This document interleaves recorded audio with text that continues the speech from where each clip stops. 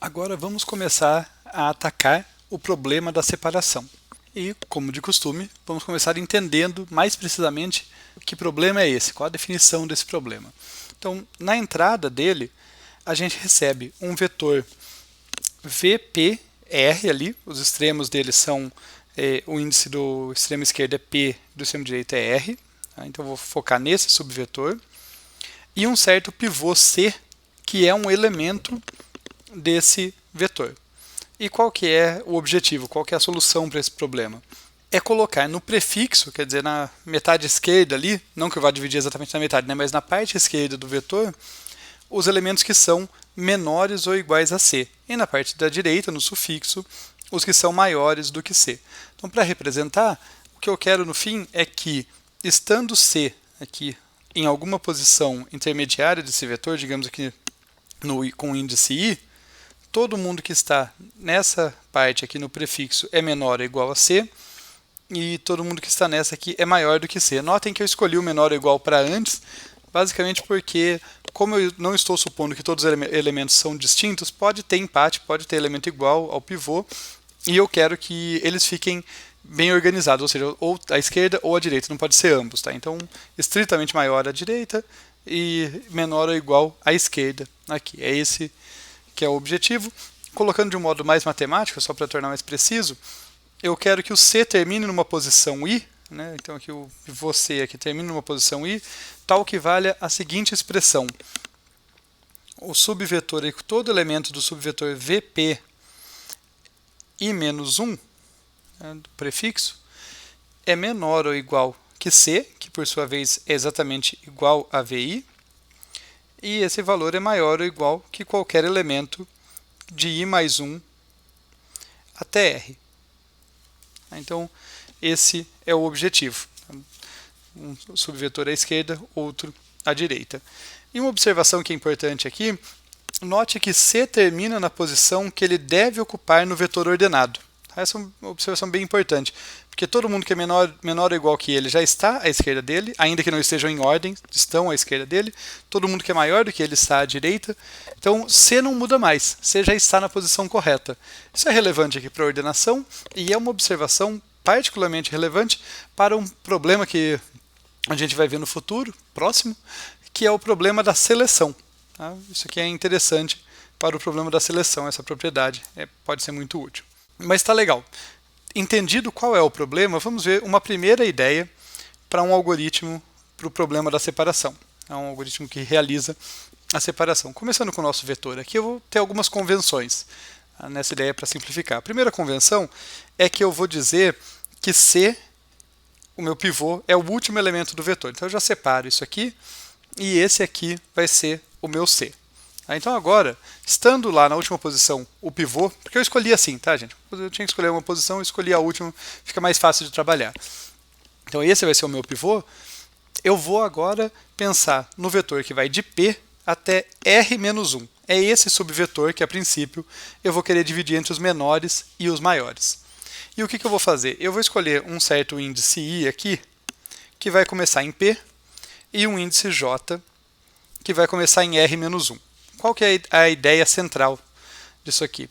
O I vai delimitar o prefixo do vetor, que é onde estão todos os menores ou iguais a C. Então eu vou ter um laço em que eu vou movendo o I para a direita, enquanto o elemento que ele aponta, o VI, for menor ou igual a C. Então, enquanto o VI for menor ou igual a C, eu vou movendo para a direita, paro quando isso não acontecer. Então, imagina que eu fiz isso por algumas iterações, para ficar a figura mais clara aqui. Fui movendo o I para aqui, até que eu parei aqui.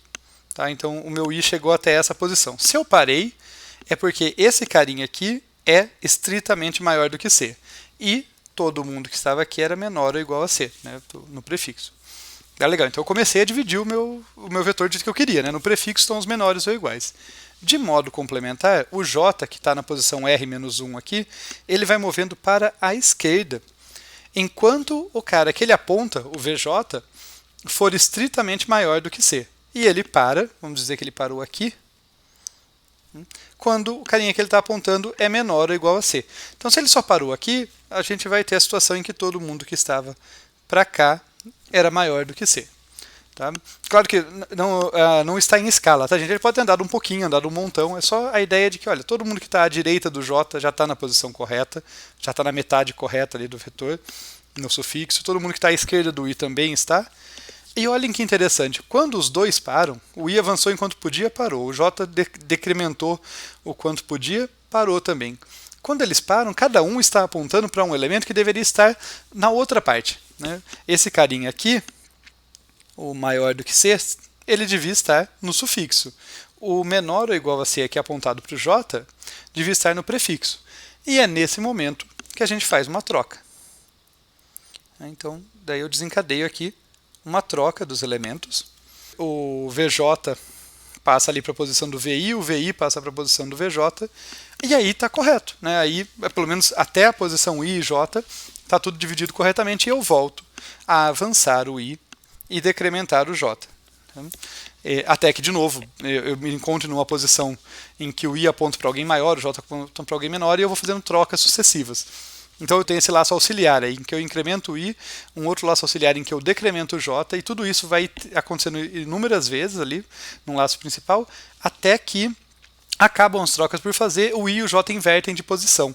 Quando eles invertem de posição, não faz mais sentido fazer a troca, e é nesse momento que o meu algoritmo para. Tá? Então eu paro o processo quando o I for maior ou igual a J. O prefixo com os menores ou iguais já está definido, o sufixo com os maiores também está definido. Eu vou representar isso aqui para vocês. Então esse cara aqui é o C, que está na posição R. Digamos que o I terminou nessa posição aqui, o J terminou logo à esquerda dele, né? Eles trocaram de posição. E aqui eu tenho todo mundo que é menor ou igual a C. Lembrem, todo mundo que estava à esquerda do I, isso é um invariante, né? Uma propriedade que valeu ao longo de todo o algoritmo. Todo mundo que ficava à esquerda do I era menor ou igual a C. Então, quando termina, toda essa parte aqui do prefixo é menor ou igual a C. O J está uma posição à esquerda do I e tudo à direita dele é maior do que C, inclusive o que o I aponta. Tá? Toda essa parte à direita do J é maior do que C. Então, esse carinha aqui também é maior do que C. E o I, então, ele está apontando para o cara mais à esquerda, para a posição mais à esquerda, que não é menor ou igual a C. Então essa é a posição perfeita para colocar o pivô, porque daí o pivô vai dividir os menores ou iguais dos maiores. E é aí que a gente faz uma troca aqui, jogando o cara que o I apontava para a parte da direita, lá para o final, né, e o pivô para a posição correta. Então, feita essa troca, a separação está feita ali. E, muito importante, eu devolvo o I, que o I é exatamente a posição em que ficou o pivô. Note que no final o pivô, essa troca moveu o pivô exatamente para essa posição. Eu tenho que devolver isso porque o meu algoritmo Quicksort precisa dessa informação de onde terminou o pivô. Na sequência a gente vai ver o código e mais alguns detalhes aí da análise.